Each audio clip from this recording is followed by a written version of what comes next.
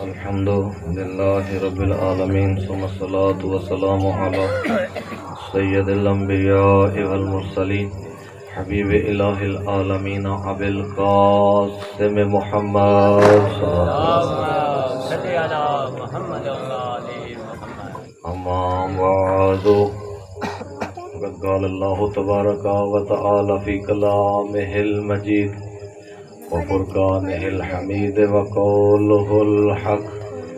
أعوذ بالله من الشيطان الرجيم. بسم الله الرحمن الرحيم. صلوات پڑھ لیں محمد علیہ وسلم. اللهم صل على محمد وعلى محمد. ما ننسخ من آية أو ننسها نأتي بخير منها أو مثلها. ألم تعلم أن الله على كل شيء قدير. صلوات پڑھ لیں محمد. اللهم صل على محمد وعلى محمد. انتہائی واجب الاحترام بزرگان ملت، برادران ایمانی، خالق اکبر آپ سب کا آنا عبادت میں شمار فرمائے اور پڑھنے والوں کا پڑھنا اپنی بارگاہ میں قبول و منظور فرمائے. میرے بھائیوں، بزرگوں، یہ عزاداری عبادت خدا ہے. یہ مجلس اعضا ہدایت کا ذریعہ ہے.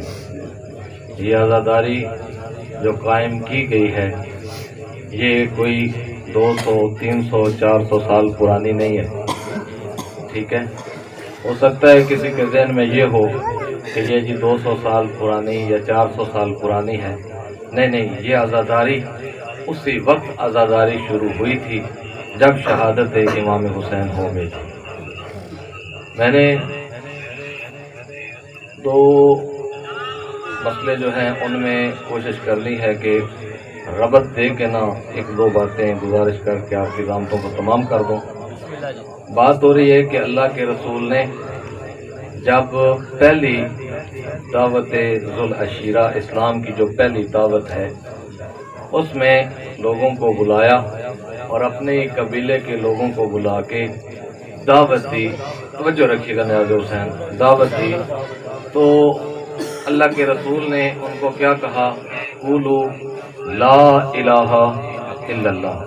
پیغام یہ دینا چاہتا ہوں، اگر آپ متوجہ ہیں تو میرے بھائی اور بزرگوں، اگر اللہ کے رسول کے، کیونکہ والد محترم ولادت بسعادت رسول سے پہلے وفات پا چکے تھے، ایسے ہی ہے نا، اللہ کے رسول کی ولادت سے پہلے محمد مصطفیٰ صلی اللہ علیہ وآلہ وسلم کے والد محترم وفات پا چکے تھے.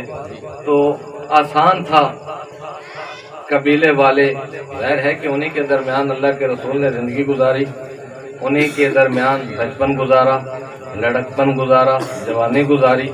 تو جب 40 سال کے ہوئے تو اس وقت یہ اعلان فرمایا، پہلی دعوت ذوالعشیرہ تھی. تو کسی میں جرت تو نہ ہوئی کہ اے محمد مصطفیٰ، آپ کہتے ہیں قولوا لا الہ الا اللہ، ایک خدا کی دعوت دیتے ہیں، غائب خدا کی دعوت دیتے ہیں. لہذا کسی ایک نے بھی کھڑے ہو کے یہ نہ کہا کہ پہلے اپنے بابا کی خبر لیں، پہلے ان کے ایمان کی خبر لیں. تو جو ہے یا نہیں، پہلے ان کے ایمان کی خبر لیں. یعنی کسی ایک نے بھی نہیں کہا. اس کا مطلب کیا ہے کہ اللہ کے رسول نے جو اعلان فرمایا ہے قولوا لا الہ الا اللہ، اس کا مطلب ہے کہ وہ اپنے والد کے ایمان کا بھی اظہار کر رہے ہیں. ٹھیک ہے، اپنے والد کے ایمان کا بھی اظہار کر رہے ہیں. آج 1400 سال کا مسلمان جو ہے وہ اس وقت کے مشرکین مکہ سے دیکھیں کتنا فرق رکھتا ہے کہ بعض مسلمان کہتا ہے کہ مثلا رسول خدا کے والدین نعوذ باللہ من ذالک انہوں نے کلمہ نہیں پڑھا، لیکن اس دور کے مشرکین مکہ میں سے کسی کی جرت نہیں ہوئی کہ اے محمد مصطفیٰ، آپ ہمیں ایک خدا کی دعوت دیتے ہیں اور آپ کے والد محترم جو ہے وہ ہمارے ساتھ جھکتے رہے، نعوذ باللہ من ذالک. تو جو ہے یعنی کسی ایک کی بھی جرت نہیں ہوئی. اور دوسرا 13 سال کے علی نے یا 10 سال کے علی ابن ابی طالب نے جب اللہ کے رسول نے کہا کہ ہے کوئی میری مدد کرنے والا دین کے معاملے میں، تو مولا متقیان کھڑے ہو کے کہتے ہیں انا ناصروں کا یا رسول اللہ، میں آپ کا ناصر و مددگار ہوں۔ تو میرے بھائیوں، اب وہاں پر ظاہر ہے کہ سفید داڑھی والے بھی موجود تھے اور لمبے قد والے بھی موجود تھے، تو کوئی بزرگوں کا حق بنتا تھا کہ وہ کھڑے ہوتے، وہ کہتے کہ ہم آپ کی مدد کریں گے، لیکن نہیں، انہوں نے نہیں کہا، بلکہ کس نے کہا؟ بھائی مولا متقیان علی ابن ابی طالب نے کہا۔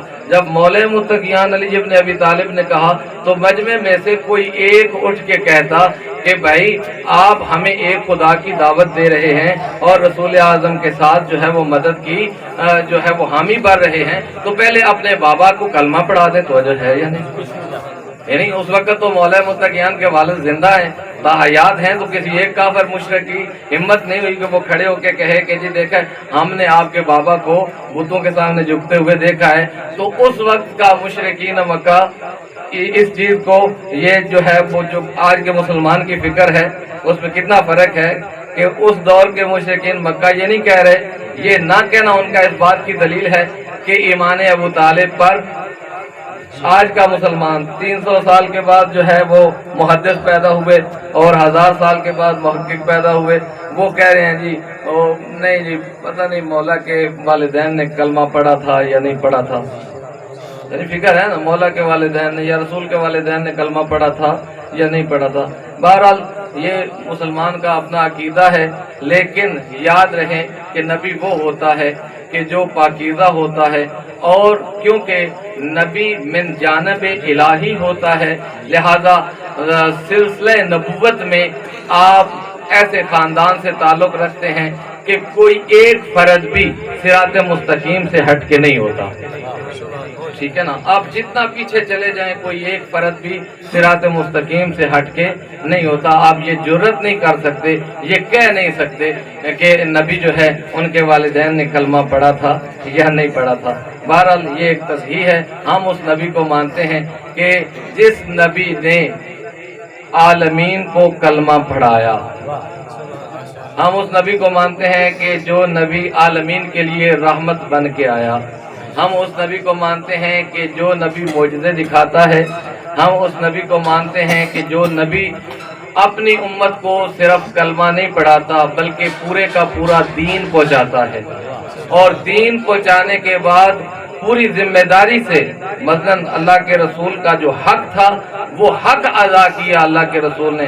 اور ابھی آپ نے سنا کہ آدم سے لے کے خاتم تک کسی نبی نے اجرت نہیں دی، کسی نبی نے اجرت نہیں دی۔ بھئی نبی پھر اجرت کیسے مانگتے؟ کیونکہ دین مکمل نہیں ہوا تھا نا، ٹھیک ہے؟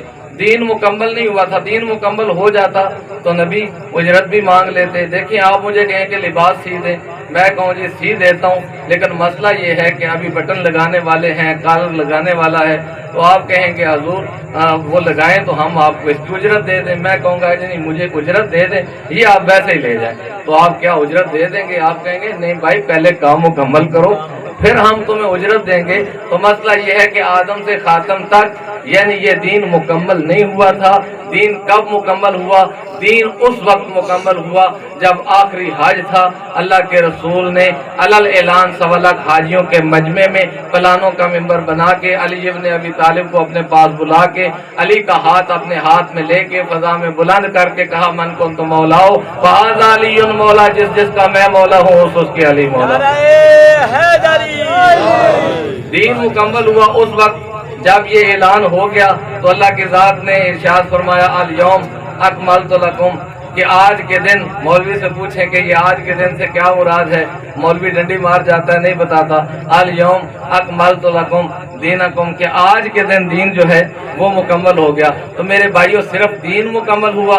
نہیں، صرف دین مکمل نہیں ہوا، واتممت علیکم نعمتی، نعمتیں بھی تمام ہو گئیں، دین بھی مکمل ہو گیا، نعمتیں بھی تمام ہو گئیں۔ تو میرے بھائیوں اب جب دین مکمل ہو گیا تو اب اللہ کے رسول نے کہا کہ دیکھو میں نے دین تم تک پہنچایا، تم بے نمازی تھے میں نے تمہیں نمازی بنایا، تم بے روزے دار تھے میں نے تمہیں روزے دار بنایا، تم بے حاجی تھے میں نے تجھے حاجی بنایا، تم جو ہے وہ قتل کر دیتے تھے، کسی کا حق غصب کر لیتے تھے، تم چوریاں کرتے تھے، بیٹیوں کو زندہ درگور کر سب کچھ تم کرتے تھے، میں نے تمہیں ایک انسان بنایا، ایک قانون कानून दिया वो कानून अल्लाह की तरफ से था, मैंने तुमको वो कानून दिया और जो कानून अल्लाह का बनाया हुआ है वही कानून दीन है, ये दीन जो तुम्हें दे रहा हूँ।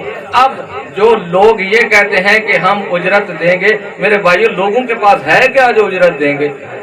अल्लाह के रसूल के पास क्या कुछ नहीं, कायनात की सब कुछ है, हर चीज है, लोग क्या दे सकते हैं? कुछ भी नहीं दे सकते।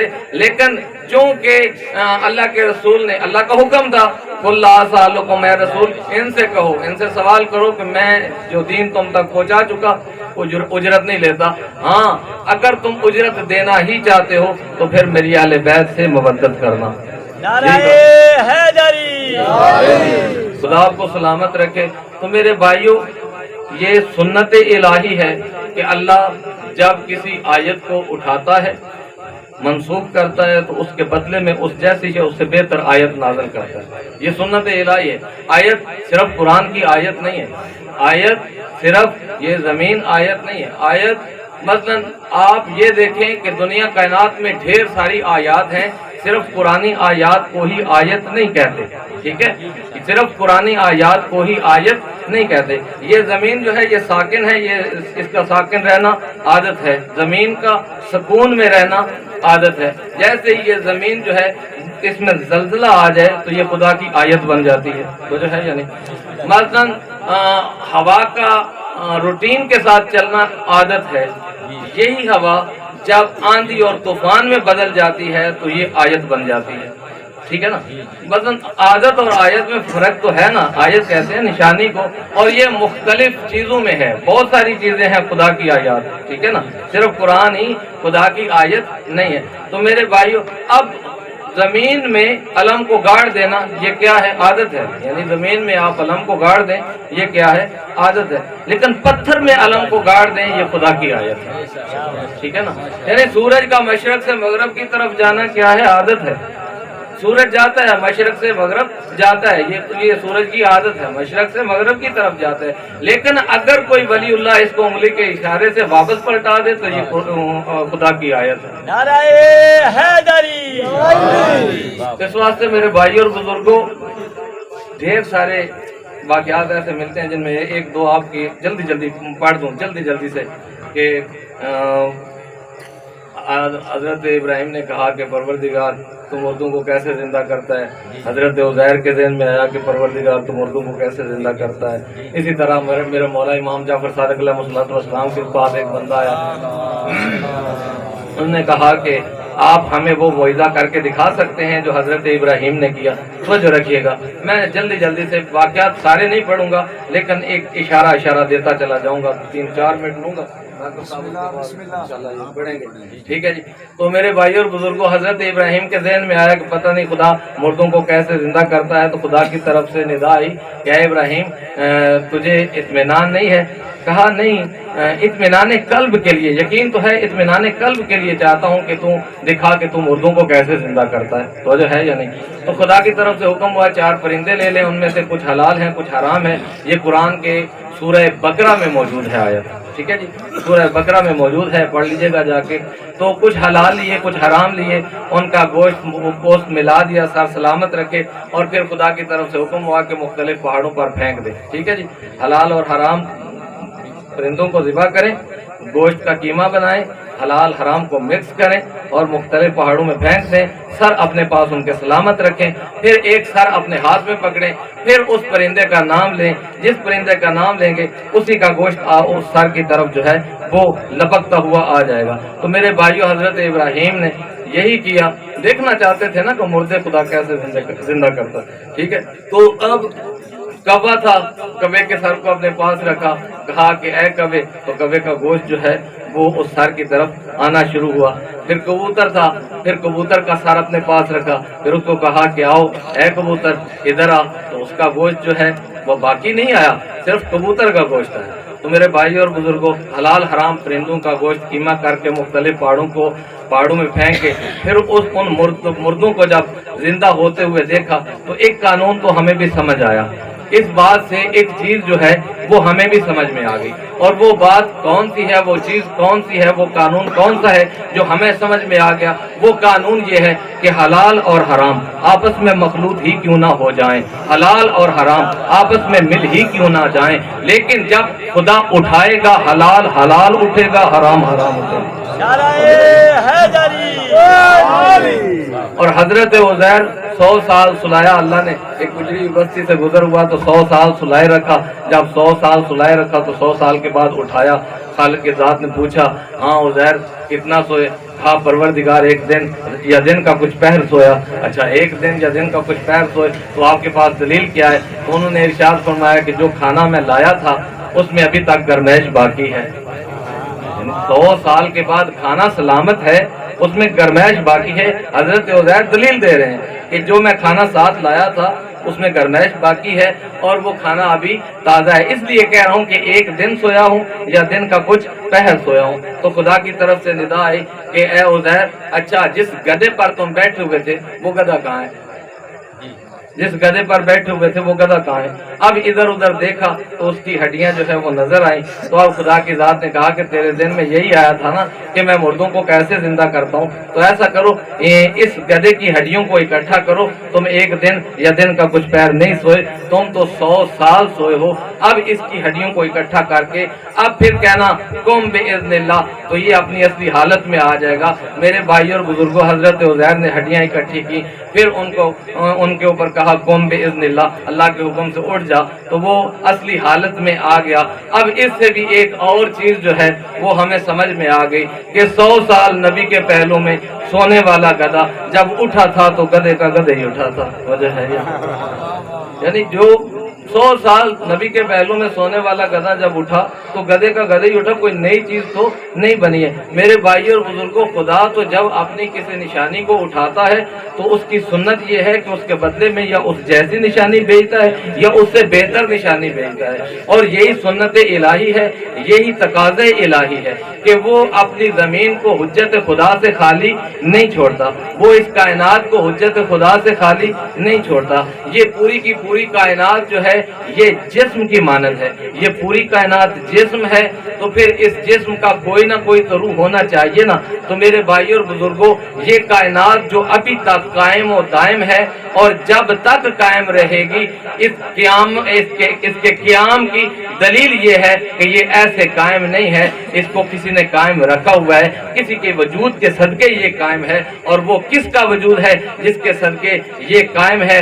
وہ اس کائنات کا روح ہے، اور اس کائنات کا روح کون ہے؟ وہ وقت کے امام ہیں۔ میرے بھائیوں، اللہ نے اس کائنات کو اپنی حجت سے خالی نہیں رکھا ہوا، ایک آیت کو اٹھاتا ہے تو اس کے بدلے میں یا اس جیسی آیت بھیجتا ہے یا اس سے بہتر آیت بھیجتا ہے۔ تو اب جو لوگ یہ کہتے ہیں نا کہ نہیں بس ختم ہو گیا، نبی ختم ہو گئے، اب کوئی ہدایت دینے والا نہیں ہے، تو ایک فکر دینا چاہوں گا کہ اگر ہدایت دینے والا نہیں ہے تو اب شیطان کے اوپر ایمان ہے کہ مثلا شیطان جی گمراہ کرتا ہے، کتنے لوگوں کو گمراہ کرتا ہے ایک وقت میں، کتنے لوگوں کو گمراہ کر دیتا ہے، ہزاروں لوگوں کو گمراہ کرتا ہے، لاکھوں لوگوں کو گمراہ کرتا ہے۔ یہ ایمان ہے کہ شیطان گمراہ کر دیتا ہے، یعنی یہ ایمان ہے۔ اگر تمہارا یہ ایمان ہے کہ شیطان جو ہے وہ لوگوں کو گمراہ کر دیتا ہے، گمراہ کرنے والا ہے، تو پھر یاد رکھ پردہ غیب میں کوئی رہنما بھی ہے جو ہدایت کرنے والا ہے۔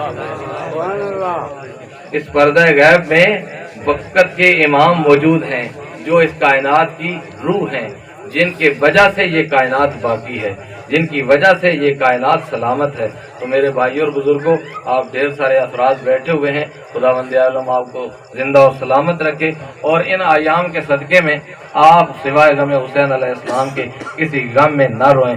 لیکن ایک پیغام دینا چاہوں گا کہ کربلا نے جو ہمیں پیغام دیا ہے وہ ہے قانون خدا۔ قانون خدا کی بالادستی ہے، سب سے بڑا قانون خدا کا قانون ہے، سب سے بڑا قانون دین ہے۔ دین جو ہے معصوم یہی بتانا چاہتے ہیں کہ دیکھو، اگر تم نے سودا کرنا ہے تو اپنے آپ کا سودا کر لینا، دین کا سودا نہ کرنا۔ حسین یہی بتانا چاہتے ہیں کہ دین کا سودا نہ کرنا، اور ہمیں بھی یہی سبق ملتا ہے۔ حسین ابن علی نے بھی یہی بتایا ہے، ائمہ معصومین نے بھی یہی بتایا ہے کہ دیکھو، اپنے آپ کو قربان کر دینا، دین کا سودا نہ کرنا، لہذا دین پر قربان ہو جانا، دین کو قربان نہ کرنا، دین پر قربان ہو جانا، دین کو قربان نہ کرنا۔ تو بھائی دین کو قربان کیسے کرتے ہیں؟ دین کو ہم قربان اس طرح کرتے ہیں کہ اگر ہم جس سے محبت کرتے ہیں تو محبت کا اثر یہ ہے کہ اس کی اطاعت ہوتی ہے، جس سے محبت کرتے ہیں اس کی اطاعت ہوتی ہے۔ اگر محبت کا دعویٰ ہے تو پھر اس کی اطاعت بھی ہونی چاہیے۔ اگر خدا سے محبت ہے تو پھر محبت ہے تو پھر اس کا اثر یہ ہے کہ خدا کی اطاعت ہونی چاہیے۔ امام سے محبت ہے تو اس کا اثر یہ ہے کہ امام کی اطاعت ہونی چاہیے۔ قرآن سے محبت کا دعویٰ ہے تو اس کا اثر یہ ہے کہ قرآن کی اطاعت ہونی چاہیے، قرآن کی فرما برداری ہونی چاہیے۔ تو میرے بھائیوں اور بزرگوں، بات یہ ہے کہ نبی کو مانتے ہیں، نبی کی معرفت نہیں، امام کو مانتے ہیں، امام کی معرفت نہیں، قرآن کو مانتے ہیں، قرآن کی معرفت نہیں، اصحاب کو مانتے ہیں، اصحاب کی معرفت نہیں۔ حقیقت یہ ہے کہ معرفت ضروری ہے۔ معرفت کیوں ضروری ہے؟ وقت کے امام کی معرفت کیوں ضروری ہے؟ قرآن کی آیت بھی گواہ ہے، اللہ کے رسول کا فرمان بھی گواہ ہے، اور اللہ کے رسول ارشاد فرماتے ہیں کہ جو اپنے وقت کے امام کی معرفت کے بغیر مر گیا وہ جاہلیت کی موت مرا، وہ کفر و شرک کی موت مرا۔ اور قرآن میں خدا پکار کے کہہ رہا ہے یوم ندعو کل اناس بامامہم فمن اوتی الکتاب بیمینہ، ہر ایک کو روز محشر اٹھاؤں گا اس کے امام کے ساتھ، ہر ایک کو روز محشر بلاؤں گا اس کے امام کے ساتھ بلاؤں گا۔ تو آپ مجھے بتائیے کہ ہم اگر امامت کو مانتے ہیں، ظاہر ہے ہم امامت کو مانتے ہیں، امامت کو ساری مانتے ہیں، کسی کے 4 امام ہیں، کسی کے 12 امام ہیں، پھر ڈنڈی مار کے کسی کے 12 امام ہیں، ٹھیک ہے آگے سمجھ، ڈنڈی مار کے پھر کسی کے 12 امام ہیں، اور جن اماموں میں ڈنڈی ماری گئی ہے ان میں چھٹا یزید بنتا ہے، ٹھیک ہے آگے سمجھ۔ کسی سے پوچھئے کہ آپ کے امام کتنے ہیں تو پھر معاملہ جو ہے وہ گمبھیر ہو جاتا ہے۔ تو میرے بھائی اور بزرگوں، ہم ان کو امام مانتے ہیں جن کو خدا نے بنایا ہے، جن کو خدا نے امام بنایا ہے، لوگوں نے امام نہیں بنایا، جن کو خدا نے امام بنایا ہم ان کو امام مانتے ہیں۔ ہمارا کسی سے کوئی جھگڑا نہیں ہے، ہمارا کسی سے کوئی جنگ نہیں ہے، ہم کسی کو تنگ نہیں کرتے، ہم کسی کو ستاتے نہیں ہیں۔ چوک کی مجلس ہے، علل اعلان دعوت دے رہا ہوں کہ اگر حق کو پہچاننا چاہتے ہو تو حق پوشیدہ نہیں ہے۔ اگر تم دیکھنا چاہتے ہو کہ قرآن کس کے ساتھ ہے تو رسول کا فرمان موجود ہے، اگر تم دیکھنا چاہتے ہو کہ حق کس کے ساتھ ہے تو رسول کا فرمان موجود ہے۔ دین وہی ہے جو رسول دے، اور قرآن بھی یہی کہہ رہا ہے وما آتاکم الرسول فخذہ، جو میرا رسول دے اسے لے لو، جس چیز سے میرا رسول منع فرمائے اس سے منع ہو جاؤ۔ تو کائنات میں اللہ کے رسول کا یہ فرمان متفق علیہ انی تارک فیکم الثقلین کتاب اللہ و عترۃ اہل بیت، میں تم میں 2 بڑی باریک گراں قدر چیزیں چھوڑ کے جا رہا ہوں، ایک قرآن چھوڑ کے جا رہا ہوں، ایک اہل بیت چھوڑ کے جا رہا ہوں، ان دونوں کے ساتھ تمسک رکھنا۔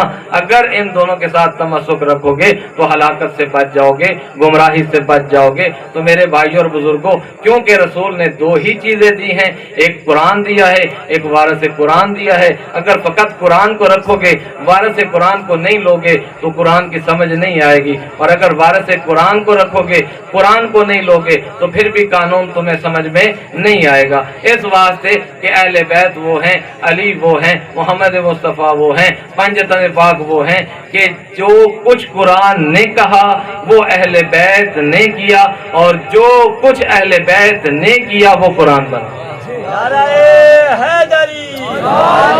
اس واسطے میرے بھائیوں بس ختم، آپ کے ضابطوں کو تمام کرتا ہوں، جلدی سے 1-2 جملے جو ہے وہ کہتا ہوں۔ وہ یہ کہ اگر ہم راہ حق پر چلنا چاہتے ہیں تو دامن اہل بیت کو پکڑنا پڑے گا، اگر ہم صراط مستقیم پر چلنا چاہتے ہیں تو دامن اہل بیت پکڑنا پڑے گا، اگر ہم جنت میں جانا چاہتے ہیں تو دامن اہل بیت پکڑنا پڑے گا، اگر ہم اس دنیا میں عزت کی زندگی گزارنا چاہتے ہیں تو دامن اہل بیت پکڑنا پڑے گا، اگر ہم کامیابی کے ساتھ ہم اس دنیا میں فخر سے اپنی زندگی گزارنا چاہتے ہیں تو ہمیں دامن اہل بیت پکڑنا پڑے گا۔ اس کے علاوہ اگر کسی کا بھی ہاتھ تھام لوگے، किसी का भी दामन पकड़ लोगे तो भाई रुसवा हो जाओगे, दीन के साथ उसका कोई ताल्लुक नहीं होगा। दीन के साथ उसी का ताल्लुक होगा जिसका मोहम्मद मुस्तफ़ा के साथ ताल्लुक है, और जिसका मोहम्मद मुस्तफ़ा के साथ ताल्लुक होगा उसका खुदा के साथ ताल्लुक है। तो यही कामयाबी है। अगर चाहते हो खुदा तक पहुंचने के लिए तो खुदा ने जो वसीले बनाए हैं उन्हीं वसीलों से हो के खुदा तक आओ, डायरेक्ट खुदा तक नहीं आ सकते। एक मरतबा आवाज़ बुलंद सलवात पढ़ ले मोहम्मद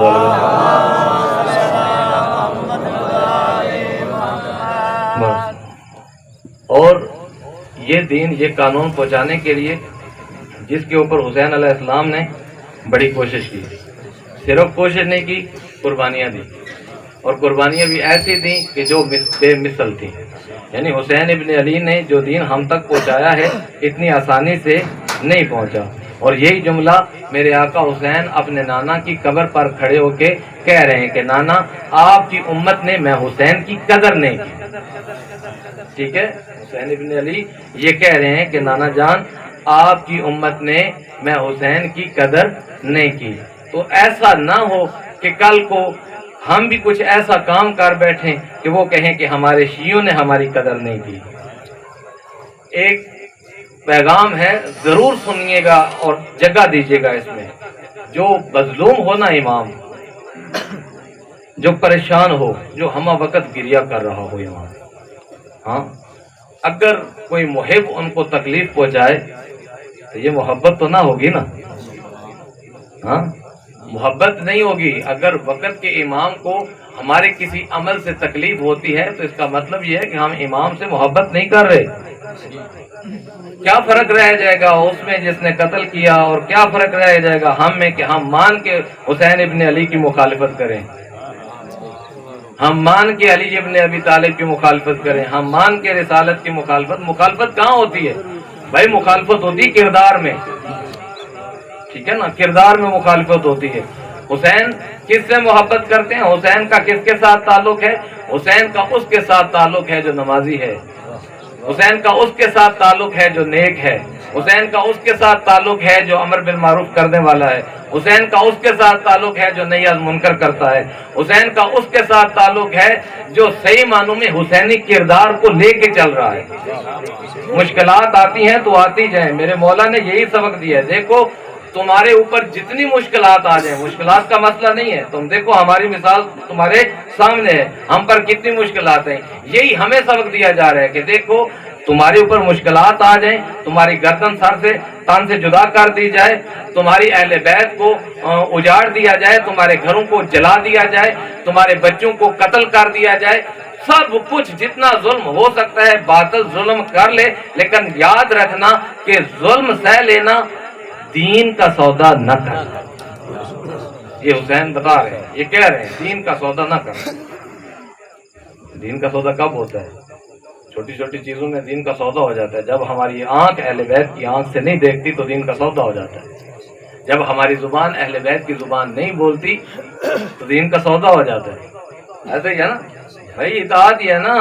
आप कुरान की मुतअद्दिद आयात पढ़ लें, देख लें, कहीं पे इत्तिबाए रसूल है, कहीं पे इताअत रसूल है। ऐसे ही है ना। तो अगर हम सही मानों में इताअत करेंगे ही नहीं तो फिर हम कामयाब कैसे होंगे? मुझे पता है जुलूस निकलना है, आज़ादारी के लिए आप आए, मातमदारी के लिए आए, आपका हाथ मातम के लिए उठे, लेकिन मार्फत के साथ। आपकी जुबान पर जिक्र हुसैन जारी हो मार्फत के साथ। आप आज़ादारी करें, लेकिन आज़ादारी का हक ये है कि आप इस तरह आज़ादारी करें जिस तरह तकाज़े हुसैन है।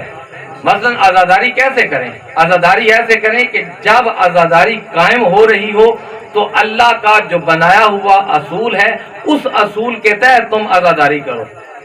उस असूल से हट के आज़ादारी करोगे तो फिर वो आज़ादारी नहीं रह जाएगी, वो फकत खर्चा रह जाएगा। आज़ादारी कब होगी? जब उस असूल के अंदर रह के आज़ादारी करोगे। अच्छा, असूल क्या है आज़ादारी का? आज़ादारी का असूल ये है कि तुम बाअमल हो के आज़ादार बनो, तुम नमाजी बन के आज़ादार बनो, तुम रोजेदार बन के आज़ादार बनो, तुम अच्छे अखलाक के मालिक हो के आज़ादार बनो, तुम सही मानों में अपने नफ्स को पाक करके आज़ादार बनो। ऐसा आज़ादार ना बनो कि कभी उसकी तरफ हो गया, कभी इसकी तरफ हो गया, ठीक है ना। ऐसा आज़ादार ना बनो, कभी उसकी मान ली, कभी इनकी मान ली, नहीं, ऐसा आज़ादार ना बनो। इस वास्ते मेरे भाई और बुजुर्गों, محبان علی ہیں، ولایت علی رکھتے ہیں، اور ہم ولایت علی کا سودا نہیں کریں گے، ہم ولایت علی کا سودا نہیں کریں گے، اور ولایت علی کا سودا جو کرتے ہیں وہ اور ہوتے ہیں، ٹھیک ہے نا؟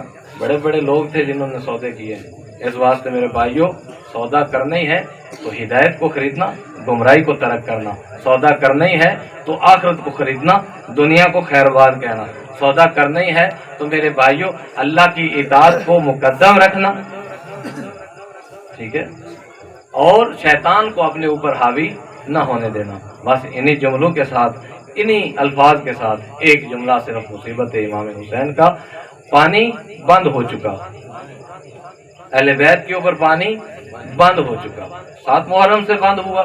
تو میرے بھائیوں اور بزرگوں دیکھیں اہل بیت کے ظلم و ستم، کہ جتنے ظلم و ستم باطل کر سکتا تھا باطل نے کیے ہیں، جی بھر کے ظلم و ستم کیے ہیں۔ اور اگر کوئی کہے، میں نے کہا نا کہ ابتدا میں عزاداری کو 200-400 سال پرانی عزاداری نہیں ہے، کوئی یہ کہے کہ ہم 200-400 سال پرانی عزاداری کر رہے ہیں تو ایسی بات نہیں ہے۔